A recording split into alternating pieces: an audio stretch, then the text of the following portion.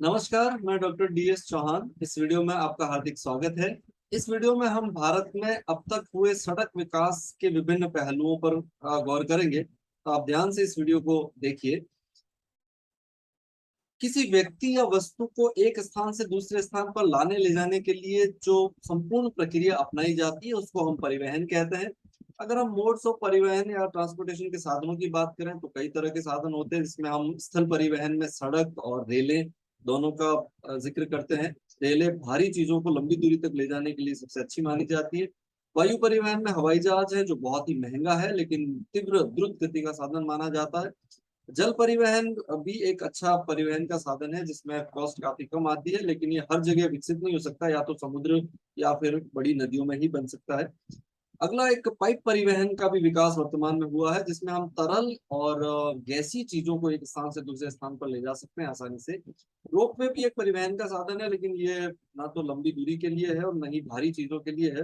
हाँ, पहाड़ी क्षेत्रों में खनिज वगैरह ऊपर नीचे लाने ले जाने के लिए इसका इस्तेमाल जरूर किया जा सकता है। अगर हम वायु परिवहन तो खैर सबसे महंगा है ही है, लेकिन ये भारी चीजों को लंबी दूरी तक नहीं ले जा सकता है, इसलिए जो लंबी दूरी तक भारी चीजें जा सकती है उसमें सड़कें, रेलें और जल परिवहन और पाइप परिवहन इंपॉर्टेंट है। अब हम सड़कों द्वारा अगर ट्रांसपोर्ट करेंगे तो उसमें 1 टन चीज को 1 किलोमीटर ले जाने में 2 से 3 रुपए का खर्च आता है। रेलवे में ये खर्च 1.2 से 1.5 रुपए तक आता है। और जल परिवहन में 1.1 से 1.2 रुपए तक आता है, जबकि पाइप परिवहन में 1 पैसे से 15 पैसे तक खर्च आता है। तो इस तरह से पाइप परिवहन सबसे सस्ता है क्योंकि इसको एक ही बार बनाना पड़ता है, बार बार इसका जिक्र नहीं था। हालांकि सड़क परिवहन काफी महंगा है, लेकिन फिर भी भारत के अंदर सड़क परिवहन का विकास सबसे ज्यादा हुआ है, क्योंकि इससे डोर टू डोर सप्लाई की जा सकती है, मतलब हर घर को सड़कें बनाकर आपस में जोड़ा जा सकता है।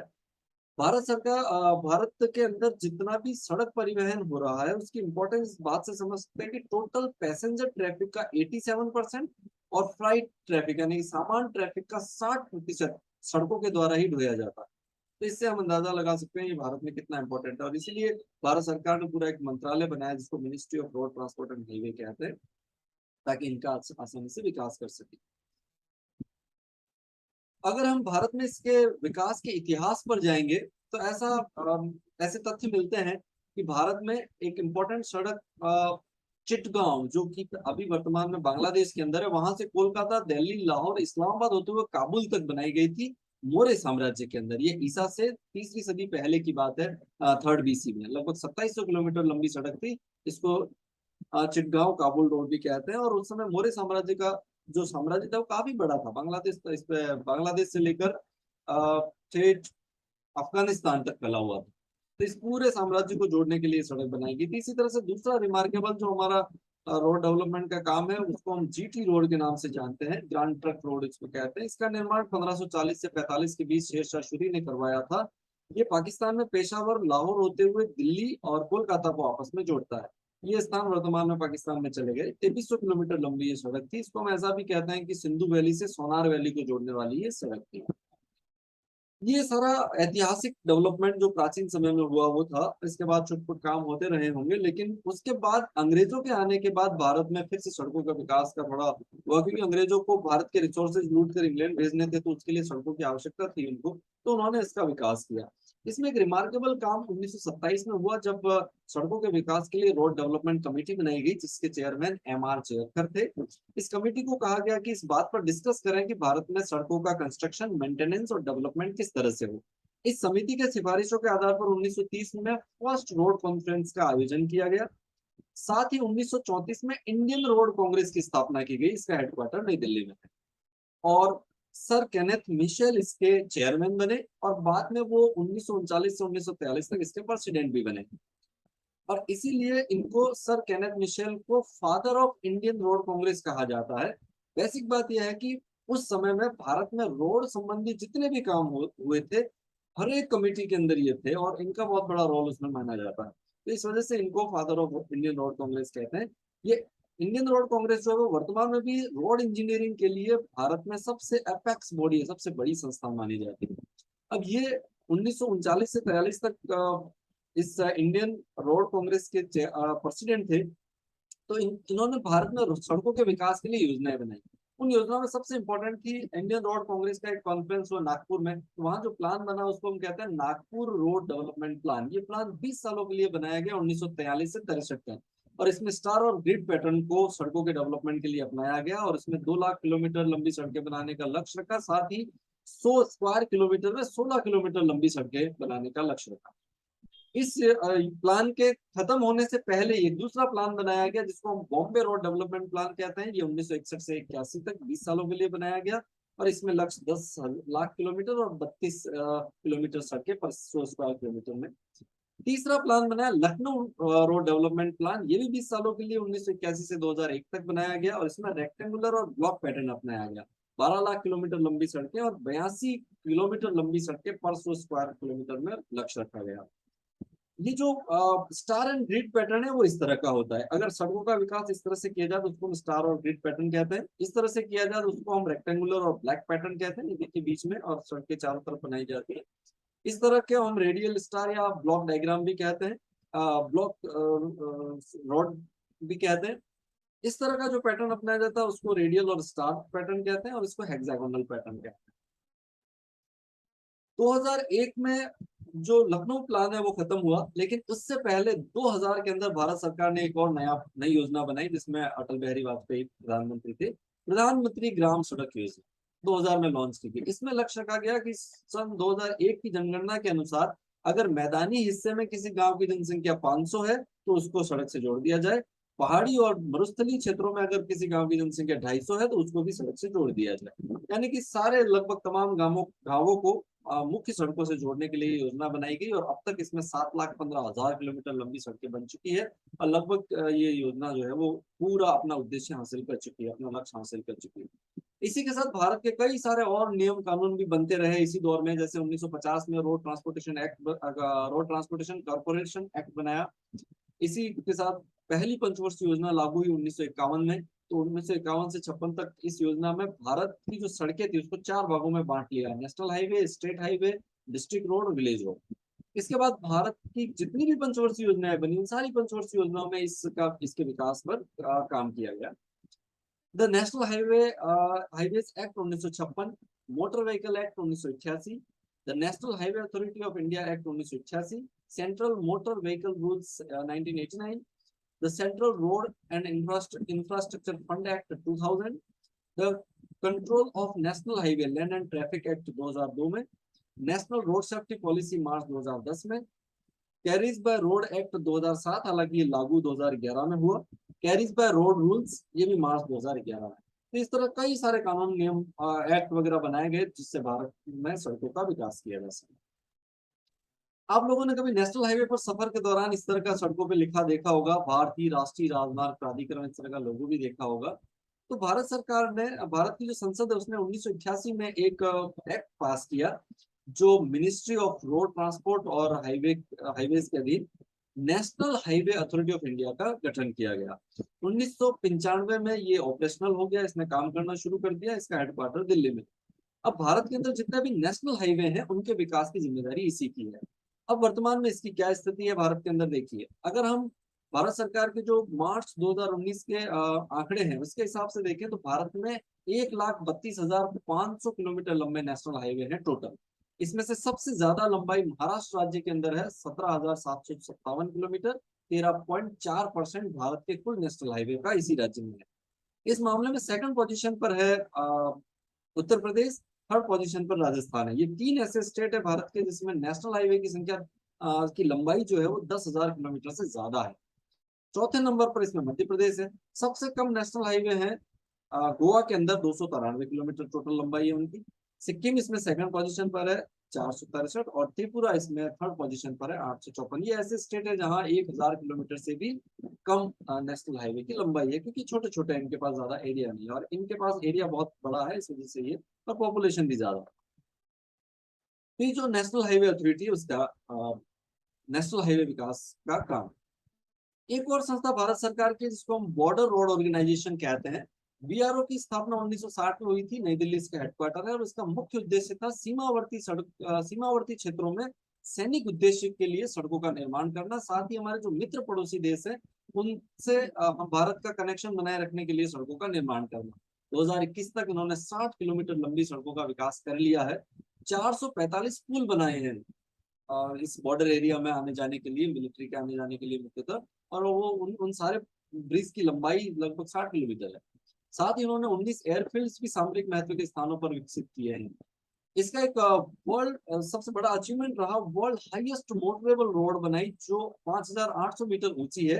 लद्दाख के अंदर उमलिंगला दर्रा है, उस दर्रे में ये सड़क बनाई गई है 2021 के अंदर। और ये बहुत बड़ा अचीवमेंट है क्योंकि इस हाइट पर बहुत ठंड पड़ती है, बर्फ पड़ता है, तो ऐसा में सड़कें बनाना बहुत ही मुश्किल काम होता है। ये इसका हेडक्वार्टर है बॉर्डर रोड ऑर्गेनाइजेशन का।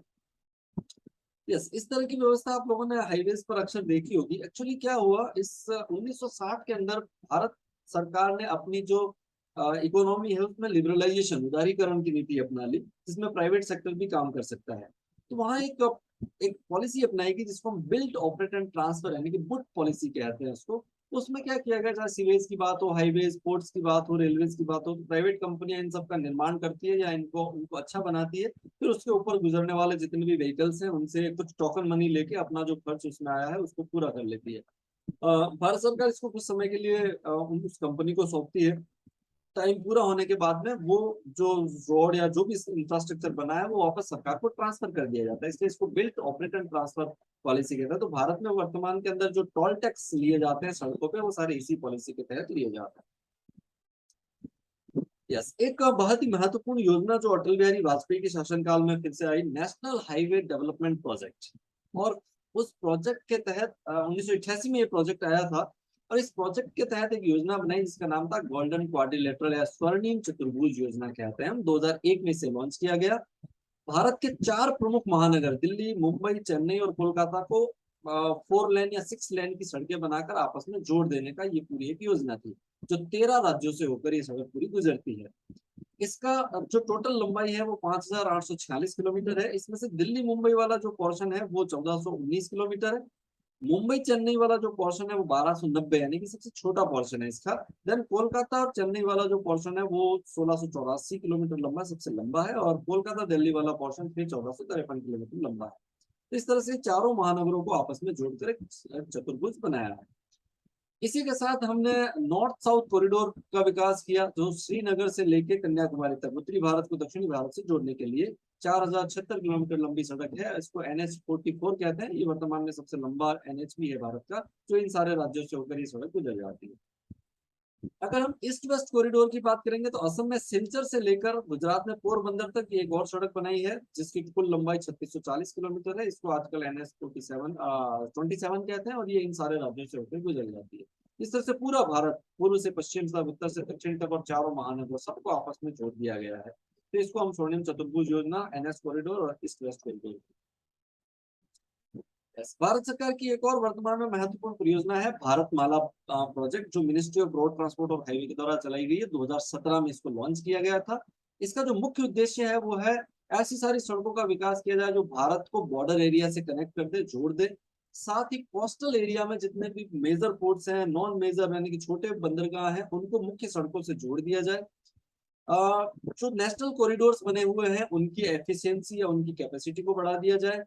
इसके साथ में इकोनॉमिक कॉरिडोर बनाए जाए, इंटर कॉरिडोर्स, फीडर रूट बनाए जाए, जो रिंग रोड्स हैं उनका निर्माण किया जाए, सड़क के ऊपर ट्रैफिक और एक्सीडेंट को कंट्रोल किया जाए। इन सारे उद्देश्यों को लेकर एक बहुत बड़ा प्रोजेक्ट बनाया गया जिसको हम भारत माला प्रोजेक्ट कहते हैं। इसका पहला फेज लक्ष्य रखा गया कि 2022 में पूरा कर लिया जाए।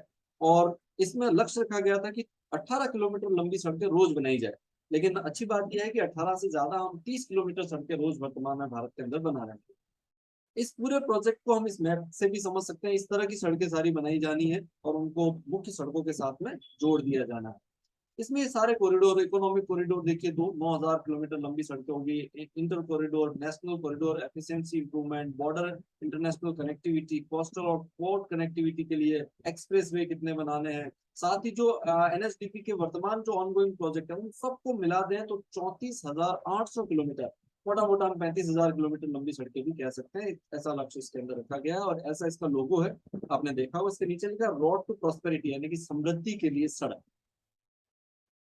ये सारी जो चीजें बहुत तेज गति से अपने लक्ष्य हासिल कर रही है। दूसरा एक प्रोजेक्ट भारत सरकार का है सागरमाला प्रोजेक्ट, जो 2015 में लॉन्च किया गया था। और इस प्रोजेक्ट के तहत क्या भारत की लगभग 7,500 किलोमीटर लंबी तटरेखा है और लगभग 14,500 किलोमीटर लंबे वाटर रूट है। तो इन सारे वाटर रूट को, इन बंदरगाहों को मुख्य सड़कों से जोड़ना, बंदरगाहों पर ऐसी फैसिलिटी पैदा करना जिससे व्यापार को बढ़ावा मिल सके, क्योंकि ज्यादातर जो इंटरनेशनल व्यापार होता है वो बंदरगाहों से ही होता है, इसलिए पूरा सागरवर्ती जो क्षेत्र है वो परिवहन की दृष्टि से विकसित किया जाए। तो भारत का जो मिनिस्ट्री ऑफ शिपिंग है उसने इस तरह का एक प्लान बनाया है। इसमें चार चीजों पर बहुत ज्यादा ध्यान दिया गया है। एक तो पोर्ट मॉडर्नाइजेशन, यानी कि जो बंदरगाह है उनका आधुनिकीकरण करना, उनको समृद्ध बनाना। पोर्ट कनेक्टिविटी, सारे बंदरगाहों को आपस में जोड़ना और बंदरगाहों को सड़कों से जोड़ देना, और रेलवे जो भी उनसे जोड़कर एक कनेक्टिविटी, ताकि सामान की आवाजाही में प्रॉब्लम नहीं हो। तीसरा इसमें बात है पोर्ट लेड इंडस्ट्रियलाइजेशन, मतलब बंदरगाह के बैकग्राउंड में पीछे पृष्ठ प्रदेश में ऐसे औद्योगिक विकास करना कि वो बंदरगाह उसमें लीड अपना नेतृत्व मतलब अपना नेतृत्व दे सके। और चौथी बात इसमें थी कोस्टल कम्युनिटी डेवलपमेंट, यानी कि जो कम्युनिटी है तटीय क्षेत्र को उसका विकास किया गया। तो ऐसा एक बहुत बड़ा प्लान भारत सरकार का ये भी है, जिससे भारतमाला और सागरमाला दोनों ही प्रोजेक्ट मिलकर भारत को परिवहन के हिसाब से हम देखें तो बहुत ज्यादा फायदा देने वाला है। इस तरह का इसका लोगो है। एक और भारत सरकार की पॉलिसी आई है, एक नीति, एक परियोजना आई है, इसको सेतु भारतम कहा जाता है। 2016 में लॉन्च की गई।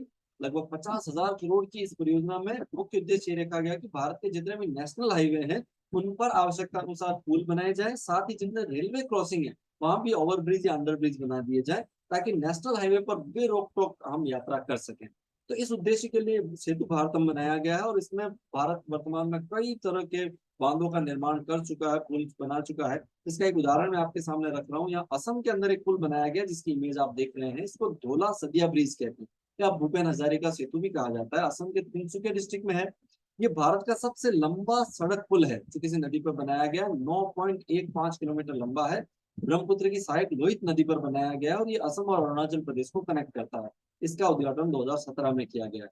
तो इस तरह के पुल बना के भारत में विकास का ये एक दौर है। अभी पूरे भारत के अंदर इस तरह के बांधों के लिए और इस तरह के ब्रिज के लिए स्थान आइडेंटिफाई किए, कुल 208 स्थान आइडेंटिफाई कर लिए गए, जिस पर काम चल रहा है। बहुत सारे पूरे हो गए हैं या बहुत सारे बहुत जल्द पूरे होने वाले हैं। इसमें ऐसे सबसे ज्यादा आंध्र प्रदेश में है, और बाकी सारी स्टेट्स की लिस्ट भी आप यहाँ पर देख सकते हैं कि किस तरह से यहाँ पर बन रहे हैं लोकल सारे। इसको सेतु भारतम कहा जाता है। एक और पॉलिसी भारत सरकार की है जिसको हम कहते हैं ग्रीन हाईवे पॉलिसी। 2015 में इसको लागू किया गया है, और इसमें मुख्य उद्देश्य प्लांटेशन, ट्रांसप्लांटेशन, ब्यूटिफिकेशन और मेंटेनेंस, इसको हिंदी में वृक्षारोपण, प्रत्यारोपण, सौंदर्यीकरण और अनुरक्षण नीति कहते हैं, 2015 में लागू की है। इसमें यह किया गया कि जो भारत के नेशनल हाईवेज हैं उनको पर्यावरण अनुकूल बनाना, बहुत सस्टेनेबल डेवलपमेंट की तरफ यहाँ अगर हम देखें तो कदम ये है।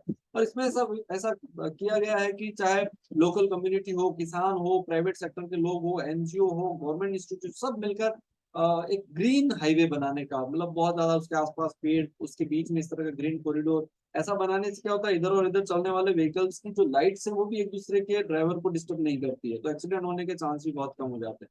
तो इसको हम ग्रीन हाईवेज कंसेप्ट कहते हैं। भारत के अंदर ये भी तेजी से काम कर रहा है। इसका लोगो है।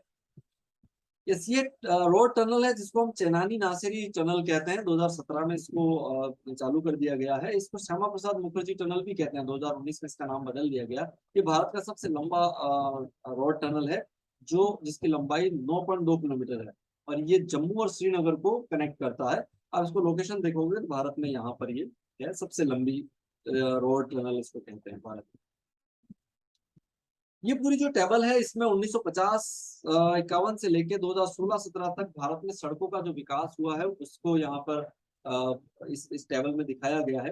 तो भारत में जो सड़कें हैं उसको इस तरह से हम कैटेगराइज करते हैं: national highway, state highway, district road, rural road, urban road, project road, इस तरह से।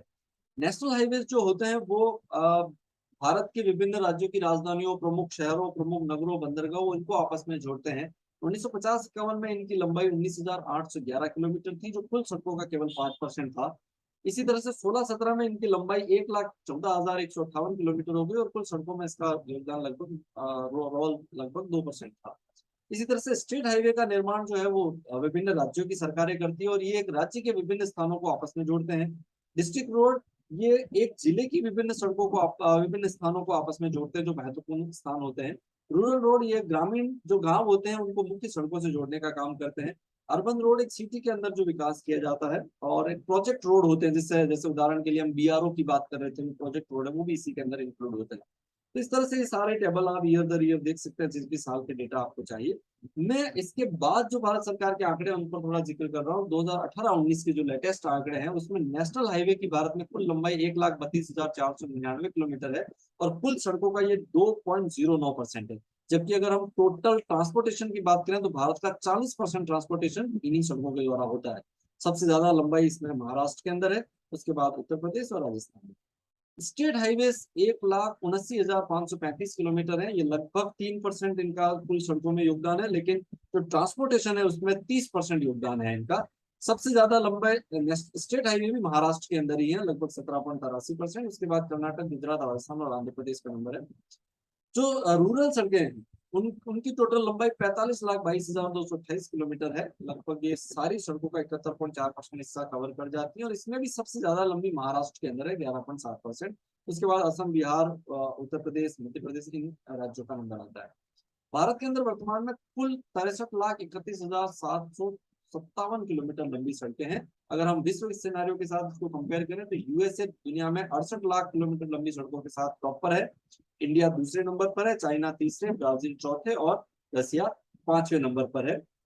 विश्व में वर्तमान में 6.5 करोड़ किलोमीटर लंबी सड़कें हैं, जिसमें से लगभग 2 करोड़ किलोमीटर से ज्यादा तो इन 5 देशों का ही हिस्सा है उसमें।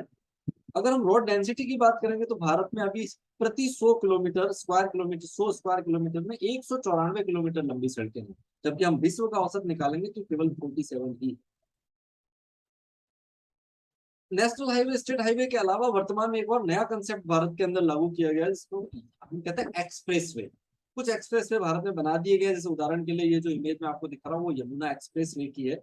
इसमें 6 लेन से लेकर 14 लेन तक विश्व स्तरीय सड़कें बनाई जाती है, जो किसी भी तरह से ट्रांसपोर्टेशन के लिए बहुत अच्छी होती है, और इसमें समय बहुत कम लगता है ट्रेवल करने में। जैसे उदाहरण के लिए नोएडा से लेकर आगरा तक ये यमुना एक्सप्रेस वे है, केवल 2 से ढाई घंटे में ये दूरी तय की जा सकती है, जो कि 160-70 किलोमीटर लंबी दूरी है। इसी तरह से आगरा से लखनऊ के बीच में ये 3 से 3.5 घंटे में आगरा एक्सप्रेस वे कहते हैं इसको। लखनऊ से गाजीपुर, ये इसको पूर्वांचल एक्सप्रेस वे कहते हैं, और ये वर्तमान में भारत का सबसे लंबा एक्सप्रेस वे है। ये डिस्टेंस भी हम 4 से 4.5 घंटे में तय कर सकते हैं, जबकि ये लगभग 350 किलोमीटर लंबा दायरा है। तो इस तरह की विश्व स्तरीय सड़कें बनाने का काम भारत में लागू हो चुका है। 22 ऐसे प्रोजेक्ट हैं जिस पर अभी भारत सरकार का काम जारी है, कुछ हो चुके हैं, कुछ हो रहे हैं या बहुत जल्द होने वाले हैं। तो ऐसे वर्तमान में इसकी टोटल लंबाई भारत के अंदर लगभग 2500 किलोमीटर है, तो अभी भी शुरू हुआ है, निकट भविष्य में ये और बढ़ जाएगा। अगर हम भारत में कुल सड़कों की, सभी तरह की सड़कों की कुल लंबाई की बात करेंगे तो उसमें महाराष्ट्र जो है वो सबसे टॉप पर है। आप यहाँ पर देख सकते हैं, लगभग भारत की टोटल सड़कों का 12.6% हिस्सा महाराष्ट्र के अंदर है। दूसरे नंबर पर इसमें महाराष्ट्र के बाद में इसमें दूसरे नंबर पर उत्तर प्रदेश है, जिसमें लगभग 8.57% सड़कें हैं। तीसरे नंबर पर कर्नाटक, चौथे नंबर पर मध्य प्रदेश और पांचवें नंबर पर असम। बाकी सारे राज्यों की स्थिति भी आप इसमें देख सकते हैं। सबसे कम लंबाई सड़कों की है मिजोरम के अंदर, 11,012 किलोमीटर। सेकंड नंबर पर इसमें सिक्किम है। छोटे छोटे स्टेट है, पॉपुलेशन भी कम है, और पहाड़ी स्टेट है, तो सड़कों के लिए बहुत बनाना भी बहुत मुश्किल है। तो इस वजह से ये वर्तमान का जो सिनेरियो है स्टेट वाइज भारत का। अगर हम कुछ मेजर नेशनल हाईवेज की बात करेंगे तो नेशनल हाईवे 1 अमृतसर से दिल्ली, वो जो जीटी रोड की मैं बात कर रहा था, ये उसी का एक टुकड़ा है वर्तमान में, अमृतसर से लेकर दिल्ली तक। दूसरा नेशनल हाईवे हम कहते हैं दिल्ली से कोलकाता तक, ये वाला, ये उसी जीटी रोड का दूसरा हिस्सा है इस तरह से। तीसरा यहाँ पर नेशनल हाईवे थर्ड, आगरा से मुंबई, यहाँ पर आप देख सकते हैं, ये आगरा और मुंबई इसको कनेक्ट करने के लिए नेशनल हाईवे 3 कहलाता है। नेशनल हाईवे 4 थाने से लेकर चेन्नई तक, ये देखिए, ये पूरा हिस्सा ब्लॉक, ये स्वर्णिम चतुर्भुज योजना में वर्तमान में ले लिया गया। इसी तरह से NH2 को भी स्वर्णिम चतुर्भुज योजना में ले लिया गया है। NH5 ये बाहरगोरा से चेन्नई तक, ये इस तरह से देखिए पूरा इस तरह का हाईवे है, और इसको भी अभी स्वर्णिम चतुर्भुज योजना में ऐड कर दिया गया। NH6 सूरत से लेके कोलकाता तक, ये पूरा सेंट्रल इंडिया में। NH7 है वाराणसी से कन्याकुमारी तक, ये पूरा इस तरह का है, और इसको भी वर्तमान में नॉर्थ साउथ कॉरिडोर का हिस्सा ज्यादातर ही उसमें चला गया, नॉर्थ साउथ कॉरिडोर में। NH8 दिल्ली से मुंबई, ये भी स्वर्णिम चतुर्भुज योजना में इंक्लूड कर लिया गया। अब NH9 है पुणे से मछलीपट्टनम, ये यहाँ आप देख सकते हैं इस तरह से। तो ये कुछ मेजर नेशनल हाईवे हैं, लेकिन ये जो नेशनल हाईवे का सिस्टम मैं आपको बता रहा हूँ, ये ओल्ड सिस्टम है। वर्तमान में सारे नेशनल हाईवे का नंबर चेंज कर दिए गए, उनको नए नाम दे दिए गए हैं। उस पूरी लिस्ट को आप देखना और समझना चाहो तो उसका ये लिंक है, भारत सरकार की ministry of road transport and highway की वेबसाइट है, उसमें ये उसका लिंक है। इस लिंक को आप क्लिक करेंगे या इस लिंक के माध्यम से इस पूरी लिस्ट को देख सकते हैं, जो कि लगभग 42 की लिस्ट है। भारत में मार्च 2019 के हिसाब से कुल 599, मतलब 600, मान लीजिए 600 नेशनल हाईवे हैं, उनकी पूरी लिस्ट इसके अंदर दी गई है, जिसमें इसमें सीरियल नंबर है। 1956 के एक्ट के अंदर जो नंबर था उस हाईवे का, वो यहाँ मेंशन है। नया जो नंबर है वो यहाँ मेंशन है। वो किन किन को जोड़ती है वो यहाँ मेंशन किया गया है। उसका ओल्ड हाईवे नंबर क्या था वो यहाँ लिखा गया है। और वो किन किन राज्यों से होकर गुजरेगा और उसकी टोटल लंबाई कितनी, सारी डिटेल सभी 599 हाईवेज की इस लिंक पर अवेलेबल है। अगर आप किसी भी हाईवे के बारे में जानना समझना चाह रहे हैं तो इस वेबसाइट पर जाकर आप उसको आसानी से देख सकते हैं। भारत के सर्वे ऑफ इंडिया के द्वारा जारी किया गया ये सड़क तंत्र का पूरा मैप है। आप इसमें देख सकते हैं किन किन क्षेत्रों में सड़कों का किस किस तरह से विकास हुआ। इसमें सभी तरह की सड़कों का जाल आपको यहाँ पर दिखाया गया है। इसको अगर इस सिंप्लीफाइड मैप से हम देखें तो यहाँ पर देखिए कहाँ डेंसिटी ज्यादा अपने आप ही समझ में आता है। ये पाक अधिकृत कश्मीर है, ये अक्साई चीन है, यहाँ के डेटा हमारे पास नहीं है। ये पर्वतीय क्षेत्र है, थोड़ा कम विकास हुआ, इधर भी पर्वतीय क्षेत्र है, ये भी सारा पठारी और पहाड़ी क्षेत्र है। ये वाला भी पठारी और पहाड़ी क्षेत्र है, बीच बीच में ये मरुस्थल है, ये रण, कच्छ की रण है। बाकी सब क्षेत्रों को अगर आप देखें तो अच्छा विकास यहाँ पर हुआ है। ये बीच बीच में जो वेस्टर्न घाट की जो हाइट है वहां पर भी थोड़ा कम विकास देखने को मिलता है, इवन ईस्टर्न घाट में भी ये स्थिति है। तो ये भारत में सड़कों का एक ओवरऑल मैप के तहत सिनारियो है। अब जब भारत की सड़कों पर ट्रेवल करेंगे तो आपको इस तरह के माइल स्टोन दिखाई देंगे, जो डिस्टेंस बताते हैं अगले शहर की दूरी कितनी हुई। तो उसमें अगर आप किसी सड़क पर अगर जो टॉप है उसका येलो कलर और नीचे व्हाइट कलर का कॉम्बिनेशन देखेंगे तो आप समझ जाइए वो नेशनल हाईवे है। इसी तरह से स्टेट हाईवे के लिए ये ग्रीन और व्हाइट कॉम्बिनेशन अपनाया जाता है। डिस्ट्रिक्ट रोड्स के लिए ब्लू या ब्लैक जो कॉम्बिनेशन है व्हाइट के साथ अपनाया जाता है। और इसी तरह विलेज रोड के लिए ऑरेंज कलर और व्हाइट कलर का कॉम्बिनेशन अपनाया जाता है, ताकि देखने से पता लग जाए कि वो कौन सी सड़क है। 2022 में भारत के अंदर 33वां राष्ट्रीय सड़क सुरक्षा सप्ताह मनाया गया था, 11 से 17 जनवरी के बीच में। ये पब्लिक में अवेयरनेस जागृत करने के लिए मनाया जाता है। इसकी थीम थी सड़क सुरक्षा जीवन रक्षा। साथ ही अगर हम छठा UN global road safety week की बात करें तो वो 17 से 23 मई तक 2021 में चलाया गया था। इसकी एक सबसे अच्छी बात थी, इसका एक सेंटेंस कोटेशन दिया गया था, स्ट्रीट्स फॉर लाइफ, मतलब जीवन के लिए सड़कें। और उसमें ऐसा कहा गया कि लगभग हमारी स्पीड 30 किलोमीटर होनी चाहिए, ताकि वो सुरक्षा की दृष्टि से सबसे सेफ स्पीड मानी जाती है 30 किलोमीटर प्रति घंटा की। वो 3rd km स्पीड लिमिट, उसमें बहुत ज्यादा प्रसार प्रसार इसका किया गया था। तो ये भारत में सड़क संबंधी सूचना थी। मैं आपसे कुछ सवाल कर लेता हूँ। भारतीय सड़क कांग्रेस की स्थापना किस वर्ष की गई थी? प्रधानमंत्री ग्राम सड़क योजना किस वर्ष लागू की गई थी? राष्ट्रीय सड़क सुरक्षा नीति कब घोषित की गई थी? भारत में राष्ट्रीय राजमार्गों की सर्वाधिक लंबाई किस राज्य में है? उत्तर दक्षिण गलियारे की कुल लंबाई कितनी है? भारत में सबसे लंबे सड़क पुल का क्या नाम है? श्यामा प्रसाद मुखर्जी टनल किस केंद्र शासित प्रदेश में स्थित है? भारत में कुल कितने किलोमीटर लंबी सड़कें हैं? भारत में सड़कों की सर्वाधिक लंबाई किस राज्य में? तो आप इन प्रश्नों के उत्तर दीजिए। अगर नहीं आ रहा है तो एक बार इस वीडियो को फिर से देखिए। आपने मेरा ये वीडियो देखा उसके लिए आपका बहुत बहुत शुक्रिया। हम अगले वीडियो में किसी और परिवहन के साधन के साथ फिर मिलेंगे। तब तक आप अपने आसपास पेड़ों और पानी की रक्षा कीजिए। मेरा ये वीडियो देखने के लिए बहुत बहुत धन्यवाद। Thank you.